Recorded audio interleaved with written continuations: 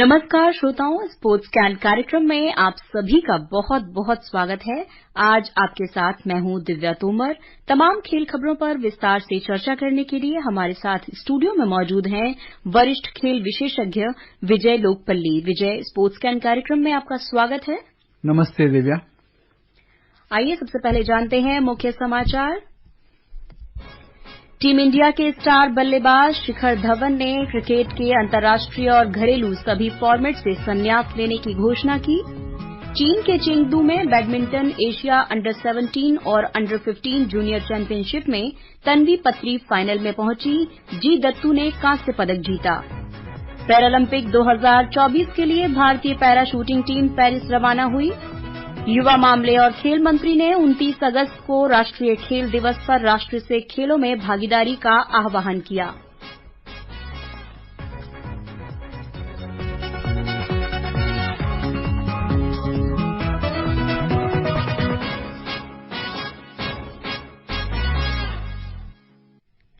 भारतीय क्रिकेट खिलाड़ी शिखर धवन ने अंतर्राष्ट्रीय क्रिकेट के सभी तीनों प्रारूपों से संन्यास लेने की घोषणा की है।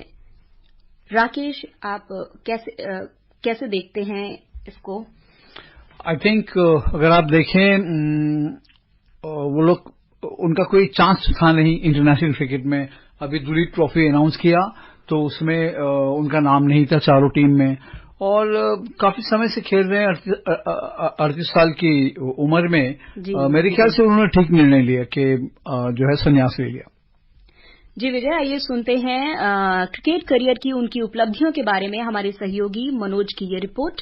38 वर्ष के शिखर धवन ने 2004 में दिल्ली के लिए अपने प्रथम श्रेणी करियर की शुरुआत की थी। धवन ने अब तक 269 अंतर्राष्ट्रीय मैच, 34 टेस्ट, 167 एक दिवसीय, 68 T20 मैच खेले हैं। वे दुनिया के उन 8 बल्लेबाजों में शामिल हैं जिन्होंने वनडे इंटरनेशनल मैचों में 40 से ज्यादा के औसत से 5000 से ज्यादा रन बनाए हैं। इन मैचों में उनका स्ट्राइक रेट 90 से ऊपर रहा है। इस सूची में भारतीय बल्लेबाजों में सिर्फ रोहित शर्मा और विराट कोहली शामिल हैं। शिखर धवन ने टेस्ट में अपनी शुरुआत ही धमाकेदार तरीके से की थी। मोहाली में खेले गए अपने टेस्ट करियर की शुरुआत में उन्होंने पहले ही मैच में ऑस्ट्रेलिया के खिलाफ शतक जड़ा था। इस मैच में उन्होंने 187 रन बनाए थे और ये किसी भी डेब्यू कर रहे बल्लेबाज का सबसे तेज शतक है। 2013 में धवन ने वनडे में 50.52 के औसत और 97.89 के स्ट्राइक रेट से 1162 रन बनाए थे। 2013 की ही चैंपियंस ट्रॉफी में भारत की जीत में भी शिखर धवन की अहम भूमिका थी।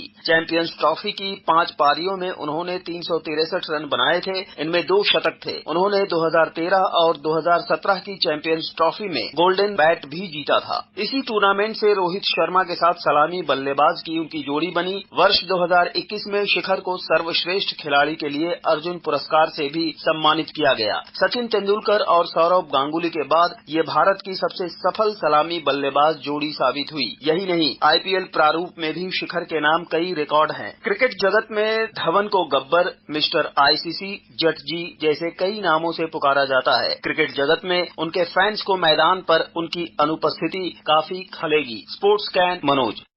विजय, बिल्कुल जैसे मनोज ने कहा कि मैदान पर उनकी अनुपस्थिति जरूर खलेगी, क्योंकि इतना शानदार बल्लेबाज, इतना शानदार क्रिकेटर जब संन्यास ले रहा है तो उनकी जगह अब आप किसको देखते हैं आगे कि कौन उनकी इस कमी को पूरा कर पाएगा? कमी पूरी करने के लिए तो काफी सारे खिलाड़ी अभी हैं। देखिए, वो यशस्वी जायसवाल हैं, वो भी लेफ्ट हैंडर हैं और अच्छा खेलते हैं, पर इनकी जगह नहीं भर पाएंगे वो, क्योंकि शिखर में अपने आप में काबिलियत थी, और वो ये थी कि वो भारत के बाहर उन्होंने काफी रन बनाए हैं कठिन परिस्थितियों में और बड़ी बड़ी बॉलर्स के अगेंस्ट। और चैंपियंस ट्रॉफी तो अभी मनोज ने बताया अपने बुलेटिन में कि कितने अच्छे से उन्होंने परफॉर्मेंस किया। बट यह है कि शिखर को मैं आगे समझता हूं कि कोई कोचिंग रोल उनको मिलेगा। बिल्कुल। और महिला टेस्ट क्रिकेट में ऑस्ट्रेलिया ए टीम की स्पिनरों ने अनौपचारिक टेस्ट मैच के तीसरे दिन आज दूसरी पारी में भारत पर शिकंजा कस दिया, जिससे टीम पर हार का खतरा मंडरा रहा है। जीत के लिए 289 रन का पीछा करते हुए भारत ने महज 149 रन तक 6 विकेट गंवा दिए हैं। इससे पहले ऑस्ट्रेलिया ने अपनी दूसरी पारी में डार्के के नाबाद 105 रन के चलते 260 रन बनाए थे। भारत ने पहली पारी में 184 जबकि मेजबान टीम ने 22 रन बनाए थे। क्या लगता है विजय कि महिला टीम जो है किस हद तक इसमें खुद को आगे ले जा पाएगी? देखिए, भारतीय महिला टीम अगर आप देखिए सीनियर टीम में तो उन्होंने बहुत अच्छा परफॉर्मेंस किया है सब तरफ, और ऑस्ट्रेलिया में खास करके जो पुरुष जो टीम गई थी उन्होंने तो पिछली 2 सीरीज जीती हैं, और वहां खेलना बहुत कठिन होता है। परिस्थितियां, पिचेस देखिए, बाउंसी पिचेस हैं, और उनके प्लेयर्स भी अच्छे हैं। सो अगर ये निकालते हैं ये मैच तो उनके खुद के कॉन्फिडेंस के लिए बहुत बड़ी बात होगी। और अब बात करते हैं बैडमिंटन की। बैडमिंटन एशिया अंडर 17 और अंडर 15 जूनियर चैंपियनशिप में तन्वी पत्री ने सिंगल्स मुकाबले में फाइनल में पहुंच गई हैं और जी दत्तू ने कांस्य पदक जीता है। भारत की शीर्ष जूनियर शटलर तन्वी पत्री ने आज चीन के चेंगडू में अंडर 15 लड़कियों के एकल वर्ग में थाईलैंड की कुंगकेव काकानिक को हराकर फाइनल में पहुंची हैं। तो विजय, आप इसको कैसे देखते हैं? ये भी कुंगकेव काकानिक जो है वो दूसरी वरीयता प्राप्त खिलाड़ी हैं, तो इस जीत को पहले तो कैसे देखते हैं? और फाइनल में जिनसे इनका मुकाबला होने वाला है वियतनाम की गुएन थी हुईगेन से, उस मुकाबले को आप कैसे देखेंगे कि कितना कड़ा होगा वो, और तन्वी कहां तक उसमें विजय हासिल कर पाएंगी? सबसे बढ़िया दिव्य बात यह है कि तन्वी जो एक परंपरा बनी है जिसमें अगर आप देखें युवा प्लेयर है अनमोल खर्ब फरीदाबाद की जो है बहुत अच्छी प्लेयर हैं, और तन्वी पे प्रेशर ये होगा कि अगर वो जीत जाए तो आगे जो एक साइना मान लीजिए या सिंधु, इन्होंने जो एक स्टैंडर्ड्स मेंटेन करके रखे हैं जहां पे महिला बैडमिंटन को इतने ऊपर पहुंचाया है, तो उसमें अच्छी खबर है कि एक सेकेंड लाइन तैयार हो रही है। और अंडर 15 में अगर आप जाके अगर आप फाइनल खेल रही हैं और जीत भी जाएंगी, हमें उम्मीद रखनी चाहिए क्योंकि टॉप सीड है। तो तन्वी से आप काफी उम्मीद करेंगी, और आने वाले टाइम में आप देखिएगा इनका आप बहुत नाम सुनेंगे इनके बारे में। बिल्कुल। और लड़कों के अंडर 17 वर्ग में जी दत्तू को सेमीफाइनल में इंडोनेशिया के रादित्या बायु वर्धन से हार का सामना करना पड़ा। वो कांस्य पदक के साथ देश लौटेंगे। वहीं एशियाई सर्फिंग चैंपियनशिप में भाग लेने वाली भारतीय टीम ने आगामी एशियाई खेलों 2026 में आए के लिए अपना पहला कोटा हासिल कर लिया है, जिसमें पुरुषों और महिलाओं के लिए एक स्थान है। सर्फिंग की एक विज्ञप्ति के अनुसार फेडरेशन ऑफ इंडिया एशियाई चैंपियनशिप में भारतीय सर्फरों ने ये रैंकिंग अंकों के आधार पर ये कोटा अर्जित किया है। विजय, और बहुत कठिन होता है सर्फिंग, मैंने अभी थोड़ा पीछे देखे हैं ये सर्फिंग के कॉन्टेस्ट, और ये तो अच्छी खबर है। एक अगर आप देखें भारत में ज्यादा उपलब्धियां नहीं, फैसिलिटीज नहीं है, लेकिन यहाँ से अगर ये कुछ जीत के आते हैं 2 साल आगे, तो अच्छा होगा। ये एक और खेल को प्रोत्साहन मिलेगा बहुत। बिल्कुल, एक नई खेल को अवसर मिलेगा एक तरीके से। एशियाई चैंपियनशिप जो एशियाई खेल 2026 के लिए क्वालिफायर भी हैं, इसमें 8 भारतीय सर्फरों ने 4 अलग अलग श्रेणियों में प्रतिस्पर्धा की है। भारतीय football team Saif under 17 championship और एएफसी अंडर 17 एशियाई कप क्वालिफायर की तैयारियों के लिए है, और इंडोनेशिया के खिलाफ 2 मैत्री मैच खेलेगी। पहला मैच रविवार को और दूसरा मैच मंगलवार को 27 अगस्त को जियानगर के कैप्टन आई वियान डिप्टा स्टेडियम में होगा। ये भारतीय समयानुसार शाम 5:30 पर शुरू होगा। तो कल के इस मैच के बारे में विजय, आप क्या कहेंगे कि कैसा भारतीय फुटबॉल टीम का प्रदर्शन रहेगा? क्योंकि फुटबॉल अगर देखें तो कुछ जगहों पर ही सीमित है, भारत में भी देखा जाए तो, और ऐसे में कुछ फुटबॉल की तरफ भी भारत का जो रुझान अभी बढ़ रहा है, बीते कुछ समय से देख रहे हैं जब से खेलो इंडिया जैसे कार्यक्रम शुरू हुए हैं। तो इस कंपटीशन को आप कैसे देखते हैं कि भारत का कैसा प्रदर्शन रहेगा इसमें? फुटबॉल, अगर आप फुटबॉल प्रेमियों से पूछेंगे तो वो बहुत निराश हैं, क्योंकि इतनी टैलेंट के बावजूद बड़े लेवल पे भारत कुछ नहीं कर पा रहा है। लेकिन जूनियर्स में फेडरेशन का मानना है कि उनके पास टैलेंट है, नए कोच आए हैं, तो देखिए इसमें से कितना क्या अच्छा निकल के आता है।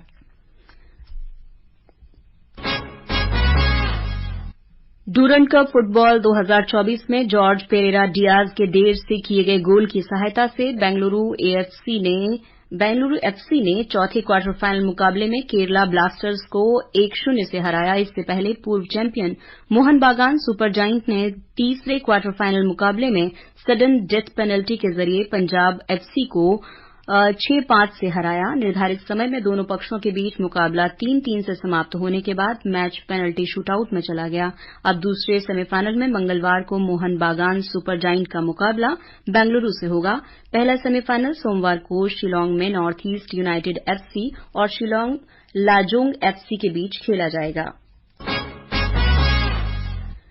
पेरिस पैरालंपिक खेलों में पहले से भी ज्यादा उपलब्धियां हासिल करने के इरादे और उम्मीद के साथ भारतीय पैरा शूटिंग टीम पेरिस के लिए रवाना हो गई है। इस टीम में 10 एथलीट शामिल हैं। पिछले टोक्यो ओलंपिक में 2 स्वर्ण, 1 रजत और 1 कांस्य पदक इस टीम ने जीता था। विजय, आप कैसे देखते हैं जो पैरा शूटिंग की हमारी टीम जा रही है, इसमें स्पेशली अवनी लेखरा और मनीष नरवाल पर सब लोगों की निगाहें टिकी हुई हैं, तो इस बार क्या वो अपना जो स्वर्ण का इतिहास है फिर से दोहराएंगे? उन्होंने क्लेम तो किया है बहुत कि मैंने बहुत अच्छी तैयारी की है अवनी ने, और बहुत मेहनत करती है वो। अगर आप टोक्यो आपको याद हो, उन्होंने सबको स्तब्ध कर दिया था कि किसी को उम्मीद ही नहीं थी कि इस इवेंट में एक स्वर्ण पदक आएगा, और वो लेके आई। और उसके बाद उनपे हमेशा जहां पे भी पार्टिसिपेट करेंगी उनपे ये प्रेशर तो रहेगा कि क्या वो उसको रिपीट कर पाएंगी जो गोल्ड मेडल परफॉर्मेंस थी। और मुझे उम्मीद है, क्योंकि मैं जानता हूं उनके जो कोचेस हैं और उसको जो पैरालंपिक कमेटी ने जो सपोर्ट दिया है, सरकार ने जो उनको सपोर्ट दिया है बहुत, क्योंकि शूटिंग बहुत कठिन होता है। एक, क्योंकि आपको एम्यूनिशन चाहिए, जो पैलेट जिसे बोलते हैं, आपका इंफ्रास्ट्रक्चर चाहिए, तो वो सब उनको उपलब्ध कराया गया है। बिल्कुल। और शूटिंग में पेरिस पैरालंपिक 2024 में भारत का प्रतिनिधित्व करने वाले एथलीटों में मनीष नरवाल भी हैं शामिल, तो उनसे कैसी उनका प्रदर्शन से आप कितना हद तक आपको लगता है कि वो इस बार भी पदक लाने में सफल रहेंगे? जी हाँ, जाने से पहले जो मैंने उनके बारे में पढ़ा, वो वही बात है कि उनका कॉन्फिडेंस तो है, पर शूटिंग में होता क्या है कि दिव्या, उस दिन आप कैसा परफॉर्म करेंगे, आपका फॉर्म कैसा रहेगा, आपका जो आपको नर्व्स अपने कंट्रोल करने पड़ते हैं। बिल्कुल। सो अभी हमने देखा यहाँ पे कैसे मनु भाकर ने जो है मेडल्स निकाले, और जो जिसमें वो चौथे स्थान पे आई। फिर वही बात थी कि एक शॉट बहुत खराब चला गया उनका, तो वहां से पूरा मेडल ही डिपेंड करता है। हाँ, बिल्कुल डिपेंड करता है। और शूटिंग बहुत ही टेक्निकल है और प्रिसाइज स्पोर्ट है। बिल्कुल। शूटिंग कार्यक्रम 30 अगस्त को प्रसिद्ध चेटेऊ रॉक्स शूटिंग सेंटर में शुरू होंगे। युवा मामले और खेल मंत्री डॉक्टर मनसुख मांडविया ने 29 अगस्त को राष्ट्रीय खेल दिवस के लिए राष्ट्र से खेलों में भागीदारी का आह्वान किया है। श्री मांडविया ने भारत को एक स्वस्थ राष्ट्र बनाने के लिए प्रधानमंत्री नरेंद्र मोदी के सपने को दोहराया। श्री मांडविया ने प्रधानमंत्री के फिट इंडिया मूवमेंट को आगे बढ़ाने के महत्व पर प्रकाश डाला और इस बात पर जोर दिया कि ये प्रत्येक भारतीय की जिम्मेदारी है कि अपने स्वास्थ्य को बनाए रखें और सक्रिय रहें। उन्होंने ये भी कहा कि राष्ट्रीय खेल दिवस न केवल हमारे खिलाड़ियों को सम्मानित करने का एक अवसर है, बल्कि ये भी याद दिलाता है कि खेल हमें संतुलित और स्वस्थ जीवन बनाए रखने में कैसे मदद कर सकते हैं। विश्व शतरंज लीग के सीईओ समीर पाठक ने कहा है कि भारत में अकादमियों के माध्यम से शतरंज को संस्थागत बनाना जरूरी है। उन्होंने कहा है कि भारत में शतरंज को लोकप्रिय बनाने के लिए रोड मैप तैयार कर रहे हैं और उनका मानना है कि अकादमियों के माध्यम से इसे संस्थागत बनाना ही आगे का रास्ता है। भारत में शतरंज का चलन बढ़ भी रहा है। और श्रोताओं, अब समय हो चला है आपसे विदा लेने का। कल फिर मिलेंगे कुछ और ताजा खेल खबरों के साथ। विजय जी, आप हमारे स्टूडियो में आए और तमाम खेल खबरों पर हमसे चर्चा की, इसके लिए आपका धन्यवाद। इसी के साथ अनुमति दीजिए स्पोर्ट्स कैन की पूरी टीम को नमस्कार।